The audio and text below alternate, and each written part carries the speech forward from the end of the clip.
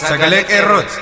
Sagaleen qeerroo torbaanitti guyyaa 3 diddaa uummata Oromoo fi saboota cunqurfamoo empire biyyattiin mara akkasumas shira mootummaa abbaa irree wayyaanee kan gabaasu. Kun sagalee qeerrooti.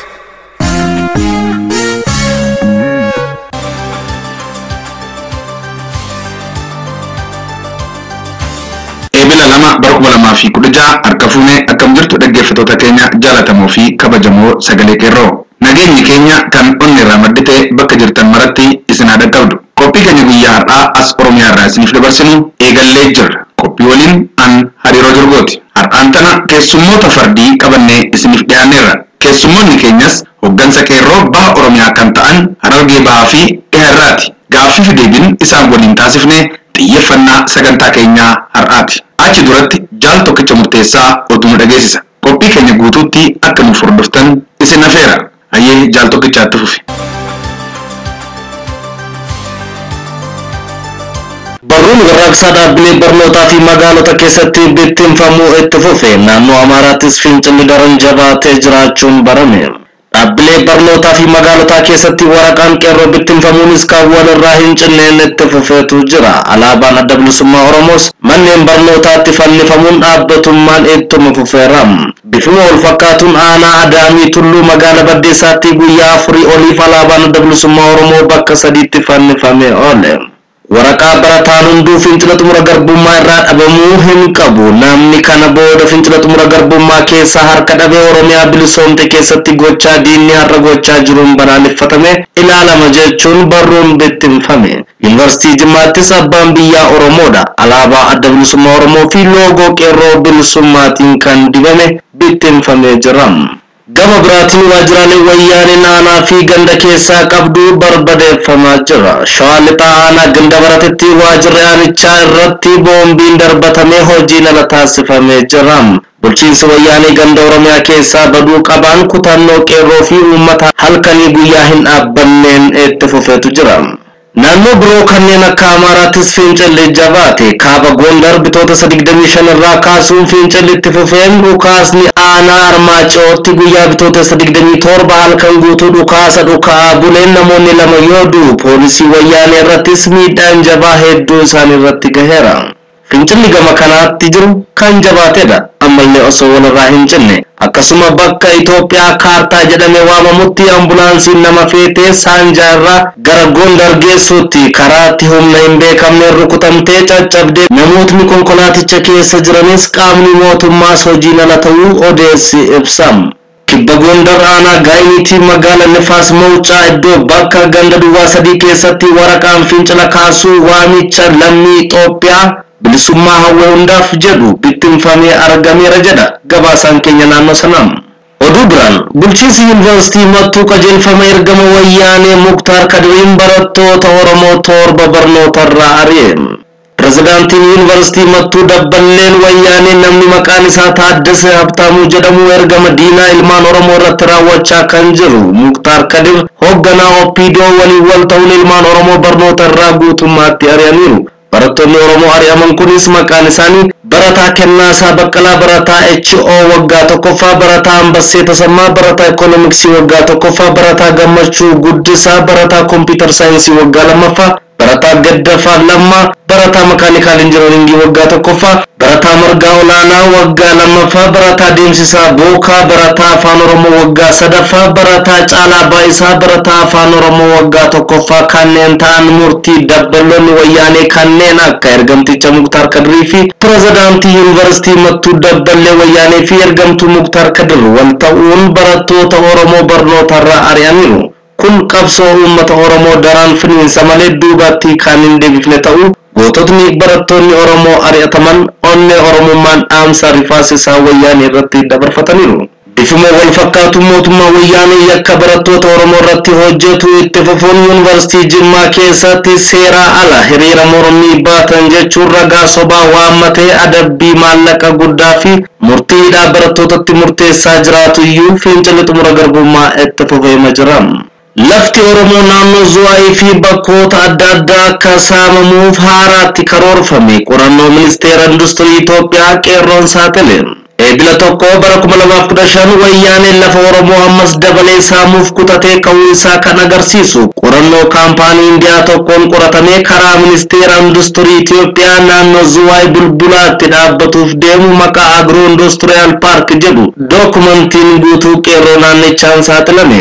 Oromoon marti bakka jiru wal ta'uun qeerroo waliin hiriiree daran wayyaanee fonqolchuuf falma isaa akka jabeessu qeerroon amsa isaa dabarfatam. Oduu biraan godina lixa shaggaraana miidhaqanii irraa ilmaan Oromoo nagaan 64 waraana mootummaa wayyaanee EPRDF yookaan TPLF ukkaanfamuun butamanii mooraa leenjii waraana wayyaanee kan godina Jimmaatti argamu Xollaa itti hidhamuu qeerroon gabaase.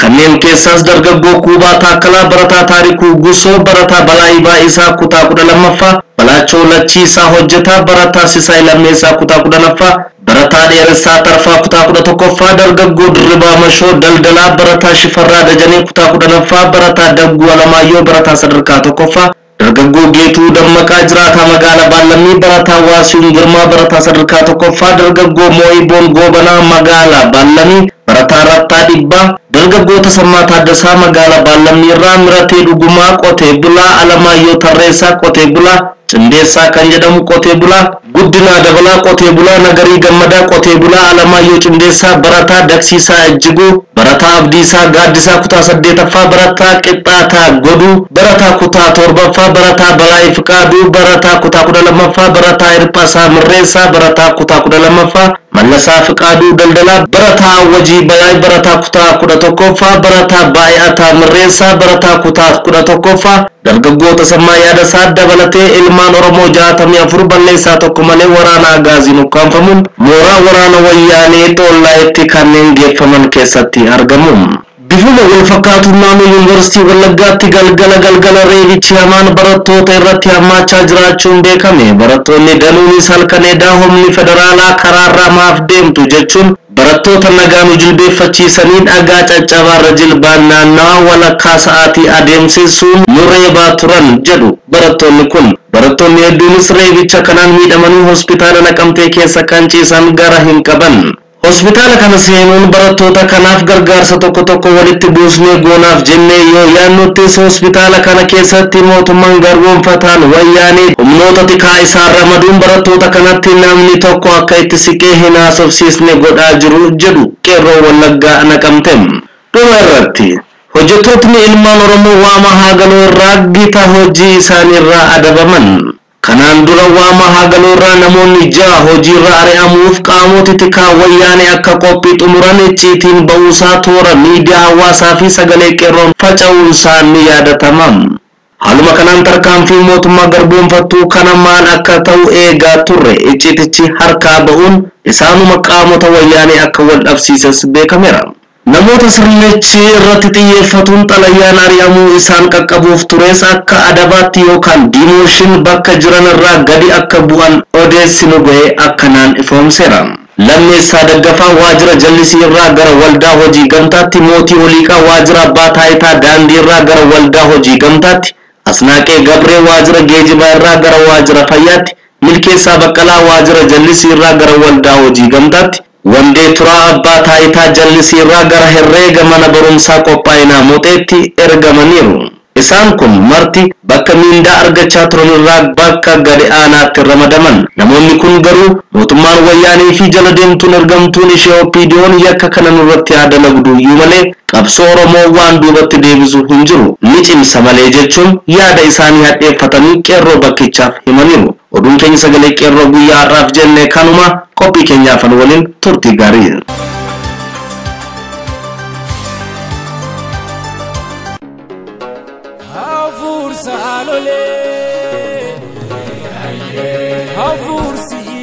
Kayon jenne gete avusale haye avusale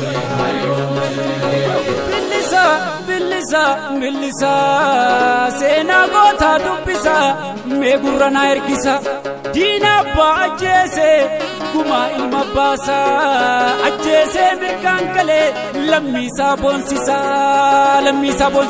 avursa alole Avursi iloli kayon jenne gete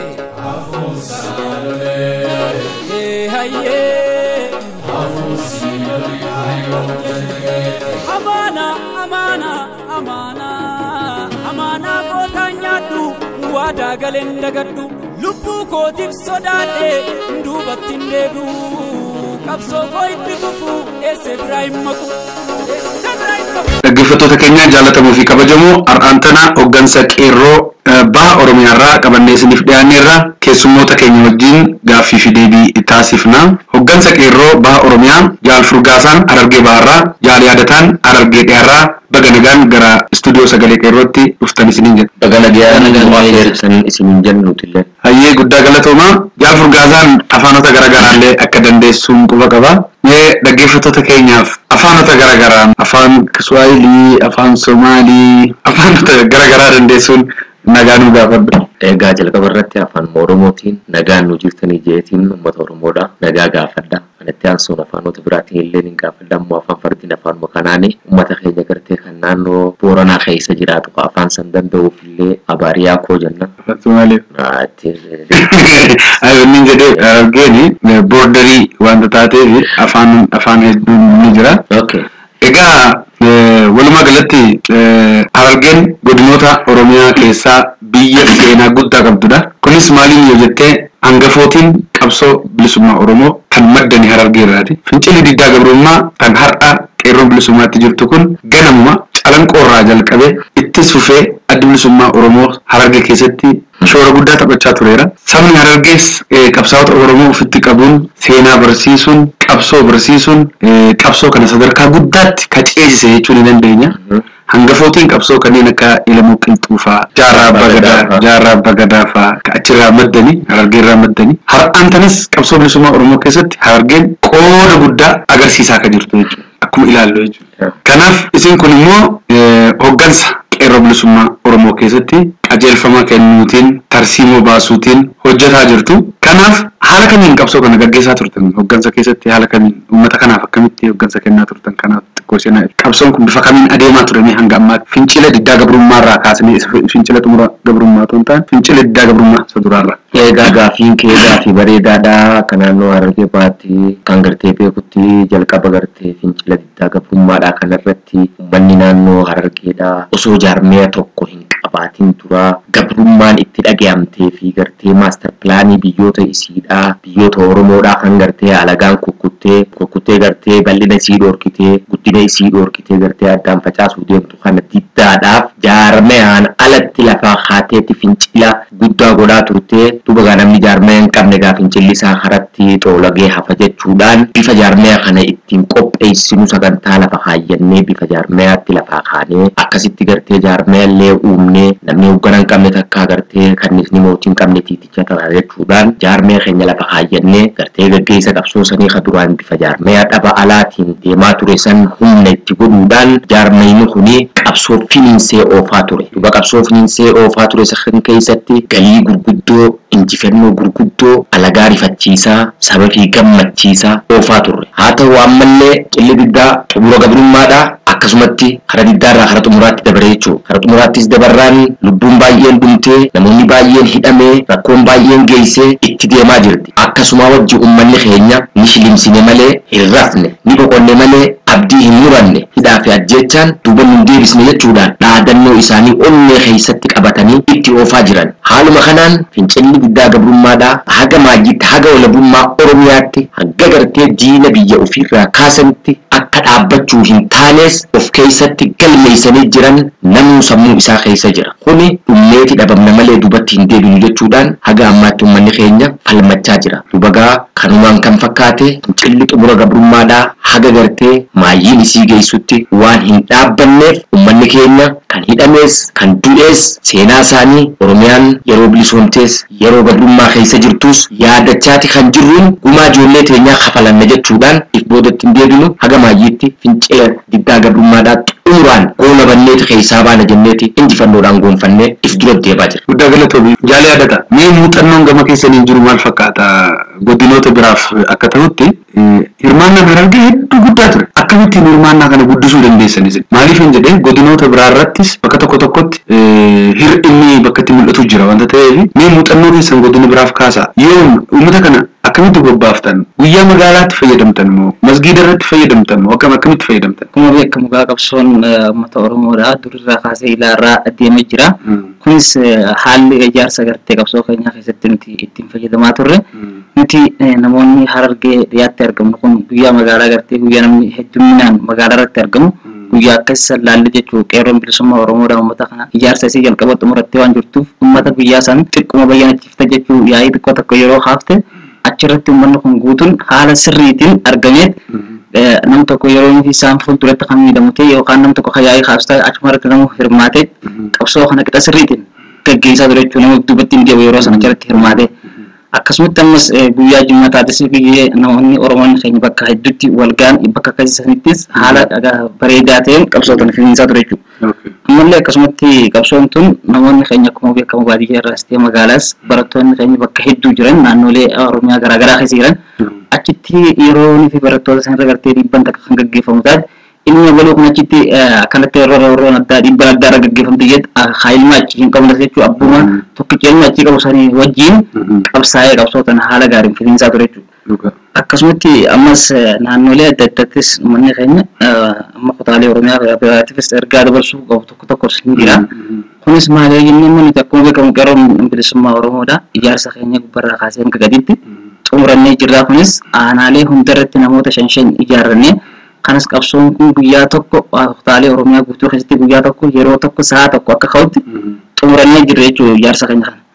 Kanas karaa adda addaatiin qeerroo keenya karaa hundaan ijaarannee waraqaalee adda addaatis barruulee adda addaa waajjiraalee adda addaa irratti maxxansaa of eeggannoo keenya qixa sirriitiin godhaa waraqaa kana maxxansaa ijaarsa keenya xumurataa jirra jechuudha. Akkasumatti ammallee qabsoon fincila diddaa gabrummaatti eegalame kun fincila xumura gabrummaatti xumuramuudhaaf qeerroon keenya arras taanan borus taanan hanga gartee mootummaa TPLF yookaan wayyaalee kana hiddaan buqqisnee gabrummaa kana hiddaan ifirraa buqqisuutti iftuuwwan deemne jechuudhaan namoonni keenya kan magaalaatii fi kan baadiyyaattis abdii qotannoo takka malee iftuu bakka hin deemne nuuf ibsaa jiran jechuudha. Baay'ee gaariidha. Mee jaalala furgaasa yeroo darbe uummata Harargeetti walitti qabanii katu qabe warra Finfinneeti maaster pilaaniin isin maaltu sin naqee jedhanii uummata olola irra badaa naannoo gartee maaster pilaaniitu achirratti hawaasni deebii akkamii kenne bakka sanitti funyaan dhawamu ijaatu boohe jechaa turan. Gabaabumatti funyaan dhawamu ijaatu boohe jechaa turaniiti gartee Oromoon naannoo biraa tuqamuun Oromoon nuti tuqamu jechuudha. Olola diinaa gartee kan gartee diinni silaa addaan bittinneessee humna isaanii xiqqeessuu fedhe diduudhaan fincila isaanii itti ooffatanii akkasitti gartee hanga ammaatti oofaa jiran fincila kun gartee ni jalqabe malee hin xumuramne. Sagantaan fincila keenyaa ammaan tana katti deemu bifuma xixiqqaa gartee oowwaa deemeetu hanga maajiitti gartee hadhoo guddaa ta'uudhaaf deema. Sunis Oromiyaan kutaaleen 10 guutuun harka tokko ta'uudhaan gurra tokko ta'uudhaan ija tokko ta'uudhaan wal quba qabaachuudhaan kanarraan tana gartee godinaalee adda addaa keessatti kophaan ka'aa jiru kun yeroo takka the same time yeroo takka keessatti kutaa 10 keessaa akka dhoofu kana sagantaan ta'e. Kana godhuudhaaf ammoo akka gartee diinni tarsiimoo teenyaa fi sagantaa teenya nurratti hin beeynetti nu qofa nu Oromoota qeerroo Oromoo kan gartee bilisummaadhaaf falmatu qofaatu sagantaa teenya qaba. Guyyaan kana jechuun beeynu yeroon kana jechuun beeynu ammoo doorinsi isaa hinafu yeroo eeggachaa ni jira. Hayyee guddaa galatoomi. Amma tooftaa wayyaaneen itti fayyadamte keessaa inni guddaan miidiyaalee kanneen akka OMN miidiyaa hawaasaa miidiyaa walabatan dhaamsuutiin odeessi akka addaan citu wanti Harargeetti ta'u Wallaggaatti kan beekamne wanti Booranatti ta'u Wallootti kan beekamne gochuuf yaalii gochaa jiranii. Haa ta'uuti amma isaan waa'ee misoomaa hololuu jiranii bulchiinsa gaarii hololuu jiran. Maal jechuun barbaade akka isaan jedhan kanatti akka isaan yaadan kanatti qabsoon kun qabbanaa'ee jira moo ammaan tana itti fufee jira mee kana adnu addeessa. Qabbanaa'ee jira akkuma reefu jeetiin shilimsine malee hin rafneedha. Gartee qabsoo keessatti boqochaatu balafaa kaanii qabsoon gartee ni dhaamee jennee kana hin jennu billee dhaamuuf illee ta'u hanga ammaatti eenyuma kana naannoo fadisitti eenyuma kana gartee mallee naannoo Harargee baha naannoo adda addaatti awwaalaa keessatti kan baddannoo illee gartee eega gartee torbaan ji'a tokko torbaan lama sadii dura naannoo san keessatti gartee Fincilligee achi booda gartee tokko qabanaa'een alatti naannoo fadisitti naannoo awwaalaa'itti torbaan kana keessa guyyaa lama sadii dura itti finiinaa jira kun kadhaame hin fakkaatu sinillee dhaamuuf illee ta'u. Adeemaatuma jira adeemaa jira. Mee jaalli yaadata waan dabaltu qabda? Waan tokko. Adeemaa jira moo Harargee dhiyaattu moo adeemaa jira moo qajeelaa? Qabsoon teenya yoomiyyuu hanga injifannoo garteenya gonfannutti of duuban deebitu. Saniifuu amma akka fakkeenyatti of fudhannee mootummaan TPLF kun gaafii uummata Oromoo gaafii bulchiinsa gaariitti malee gaafii abbaa biyyummaatii miti isa jedhu.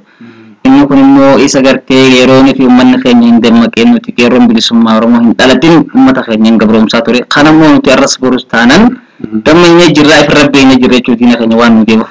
Gaafiin keenya gaafii bulchiinsa gaarii osoo hin ta'in gaafii abbaa biyyummaadha gaafii mootummaa wayyaalee guutumaa guututti Oromiyaa keessaa hiddaan buqqa'ee akka nurraa buqqa'u godhu malee gaafii bulchiinsa gaarii jedhanii namoota nurratti gaggeeddaruutiin jechuudha nama bulchiinsa wayyaalee nurratti cimsuutiin. Kanaaf nuti Oromoonni kan kutaa Oromiyaa guutuu keessa jirtan kanarrallee gaafii tanarratti akka namuu akka mataa keenyatti gaafii bulchiinsa gaarii osoo hin taane gaafiin keenya gaafii abbaa biyyummaatii gaafiin bulchiinsa gaarii gaafii teenya miti taana mootummaa wayyaalee waan dur uummata keenya ittiin gabroomsaa turte har'a nuti ittiin nu gabroomsu jechuun nuti barree jirra maalummaa keenya isaanis ifirraa barree jirra jechuudha yoomiyyuu taanu kana hin ta'irraa isaanirraa hin qeeballu saniifuu injifannoon keenya hanga mootummaa wayyaalee hiddaan Oromiyaa keessaa buqqoo nutti guutumaa guututti. Mee ayyaana Opidoo jidduu kana Opidoon ayyaana akka duriitti akkatti kabajattu dhabdee eessatti kabajattu jirti biiroo keessatti kabajatu jira. Uummatatti bahuu hin dandeenye. Mee abdiin isaan uummatatti bahanii kabajachuu danda'an ni jiraata laata gama Harargee.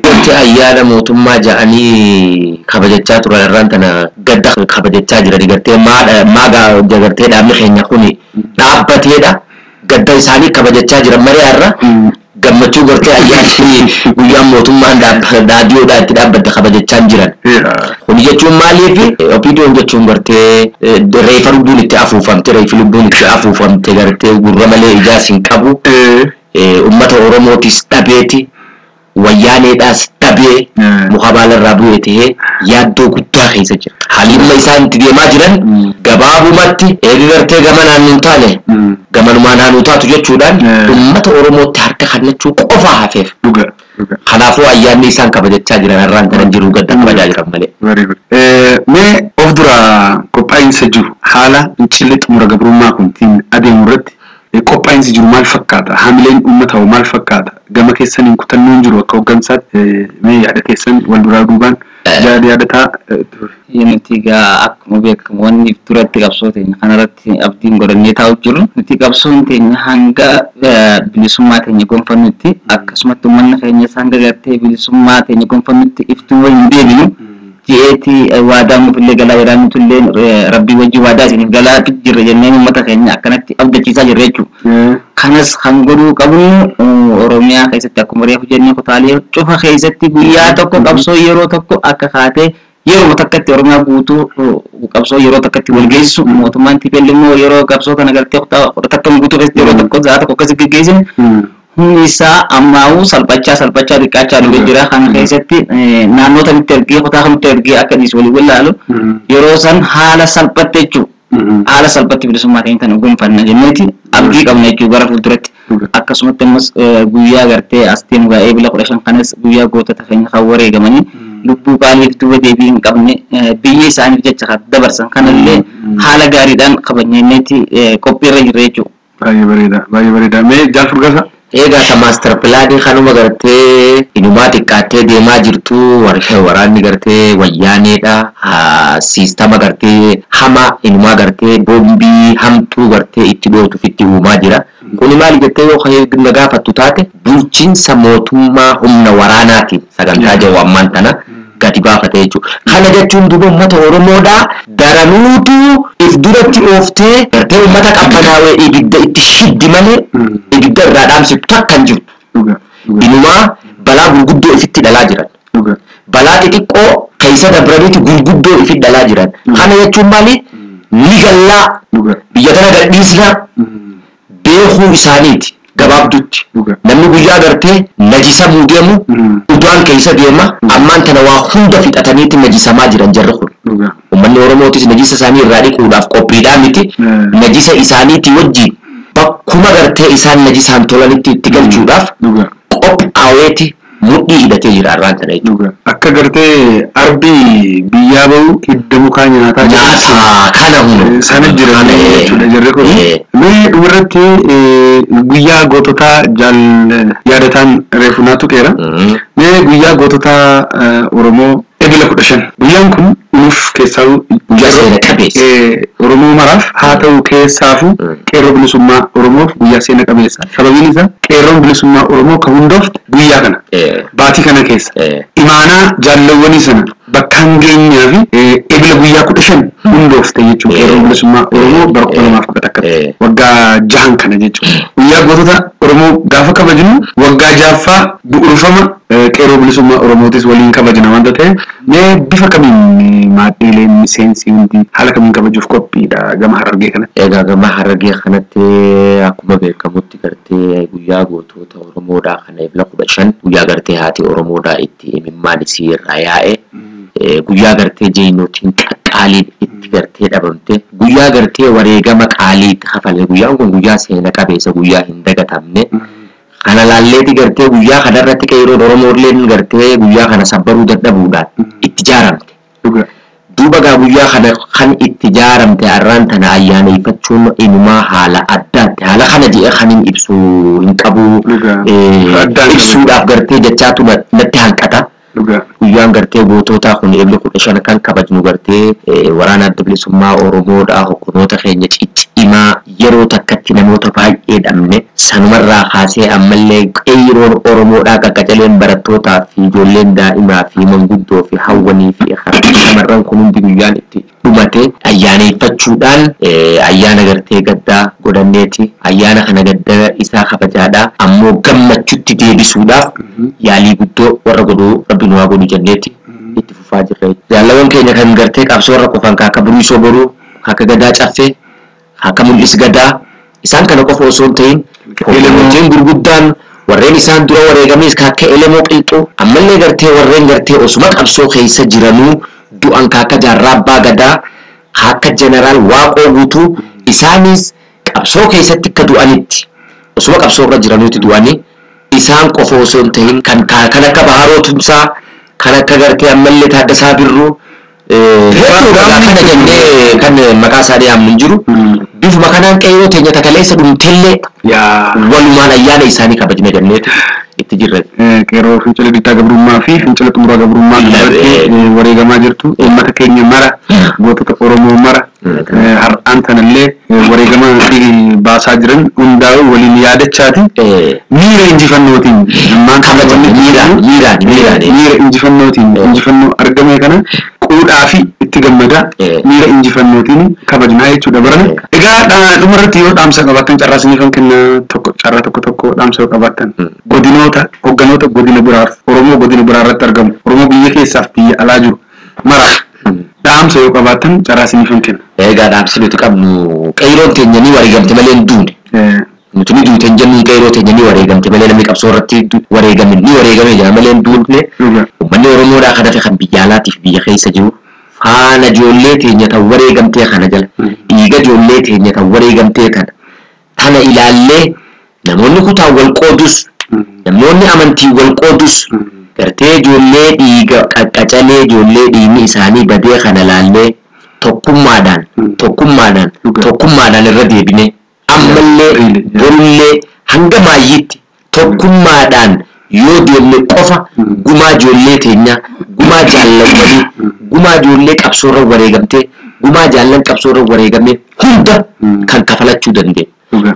Namoonni gartee dhumaatii ijoollee teenyaa tana kan biyya keessa tahaa jirtu osoo gartee garaa isaa isii nyaanne naannummaadhaan amantiidhaan kanaan wal qooduudhaan Oromoo facaasuudhaaf dhaabbattan rabbii ja'aati diini oromoodhaa isin haa qabu tokkummaa uumaati diina rabbobbaha yoo walii tumsuu dadhabdan waliin tumina yoo waliif darbachuu dadhabdan walittiin darbatina tokkummaadhaan diina firraa buqqaasuudhaaf gaafiin hafte hundi bilisummaa booda haa taatuun isiniin jaa injifannoon ta'u uummata oromooti hangan badhaabsiku yaadata wajjitoo qabatte jaarru gaasaan jira dabalataan immoo waan dabaluuf jira gartee oromoonni keenya kan alaatiif kan keessattis bakka jiran hundattuu guyyaa gootota wareegamanii kana namuu quba qabaatee guyyaa kana bifa addaatiin akka nuuf kabaju bakka jiranitti isaan irraa abdii guddaa qabna.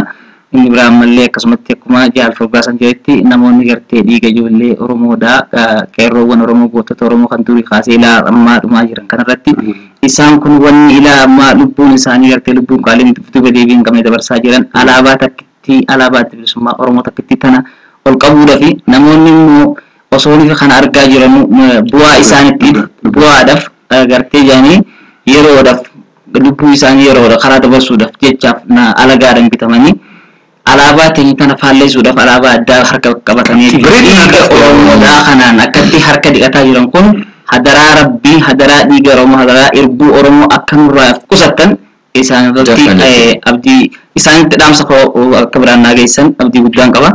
Isaan kun immoo dhuguma miirri Oromummaadhaa tun fi dhugaan kan isaan keessa jiraatu taatee yoo gartee bu'aaf kan bitaman illee taate bu'aan kun dabartii saniifuu irbuun Oromoodhaa isaan haa qabdu hin jaallatu fi gartee isaan qabdu deebanii ammallee dhiiga Oromoo kanaan harka dhiqatuuf yaalii godhan taate. Egaa jaallaman keenya dhugaadha qabxii hedduu kaaftaniitu dhaamsa keessan keessatti illee yaaduma keessan wajjin wal qabsiisee waliin dhaammachuu fedhu wareegamni ammaan tana amma ammaatti baasne kun ammaa boodallee wareegama qaalii gurguddootu akkana daraniitu eeggachuu akka taa'u beeka qabsoon kana daran hedduu finiinuuf deema ifatti jechuudha wixinee hedduu qabdan akka nuti qabutti san asirratti baasnee waan miidiyaatti lallabnu hin qabnu kana keessatti wareegamni hanga ammaa argine daran alachuuf ni mala kanaaf qophii jiru kana beektanii keessaafuu Oromoonni biyya alaa jirtan miidiyaaleen addunyaa akka gara biyya kanaatti bobba'anii qabsoo keenya kana hordofanii uummata addunyaaf nuu dhawwaaqan miidiyaalee addunyaa akka nuu sossoostan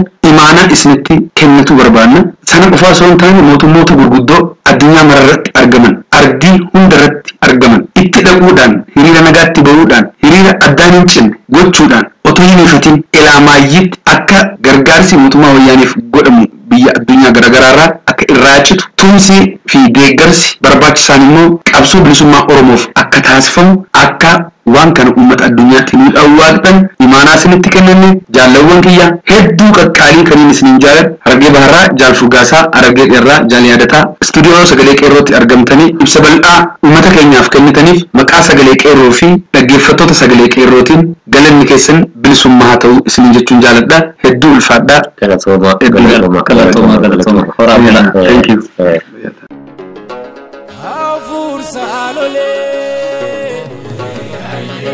Hafuursi iloli kaayyoon jenne geette hafuursa lolee hayyee hafuursi iloli kaayyoon jenne geette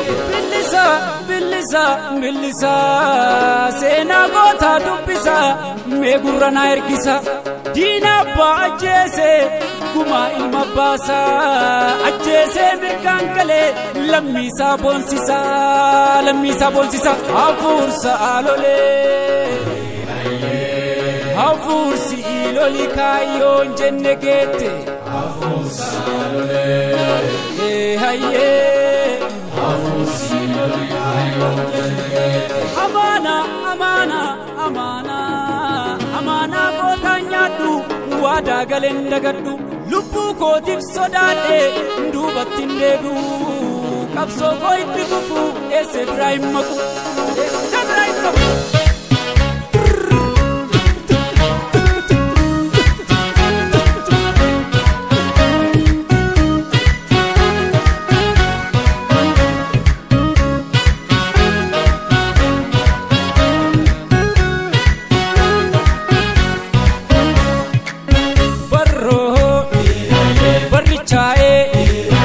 Oromoon dhiiga tokkicha warri dheesseen beeyne dhufe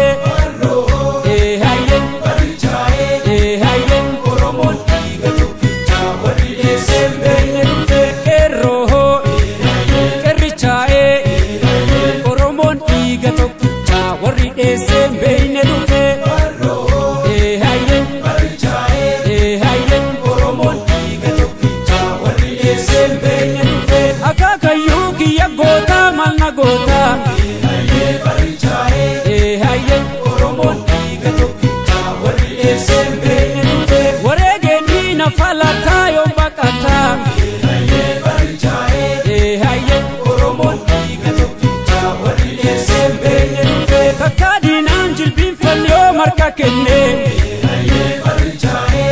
haye Oromoon dhiiga tokkicha warri dheesse beeyne dhufe lubbuu ofii irratti kenne gadin jenne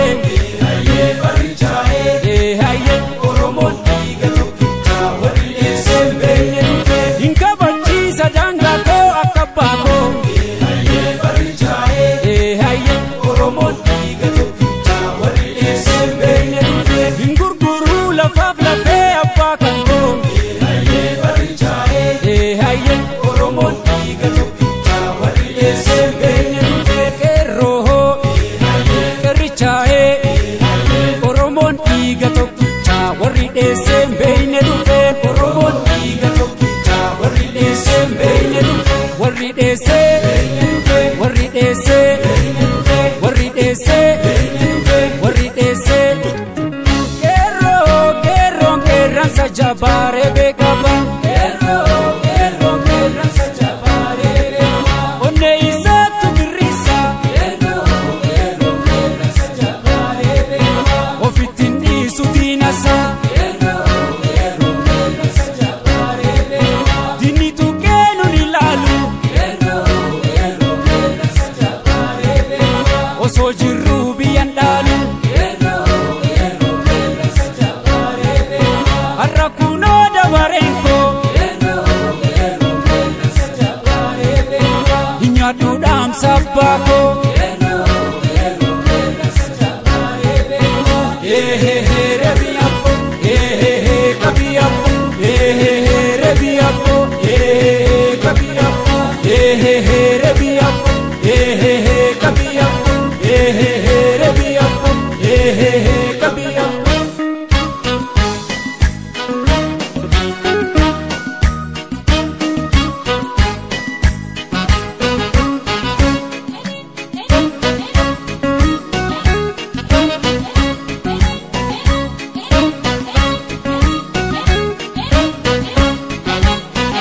askootume qabsoona rawaa Oromiyaan too falminaan jette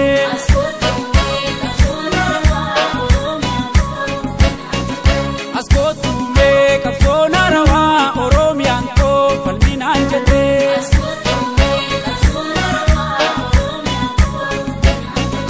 askootume gamtaadhaan kaane hundumtuun lollaa diina mooyannee injifannoon gallaa dinni diinumaa firummaan qabu nu nyaataa jira yoomuu nuun rafuu askootume qabsoona rawaa Oromiyaan too falminaan jette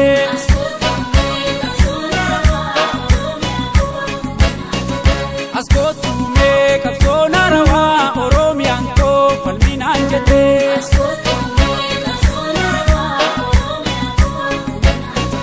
askootume gamtaadhaan kaane hundumtuun lollaa diina mooyannee injifannoon gallaa dinni diinumaa firummaan qabu nu nyaataa jira yoomuu nuun rafuu askootume qabsoona rawaa Oromiyaan too falminaan jette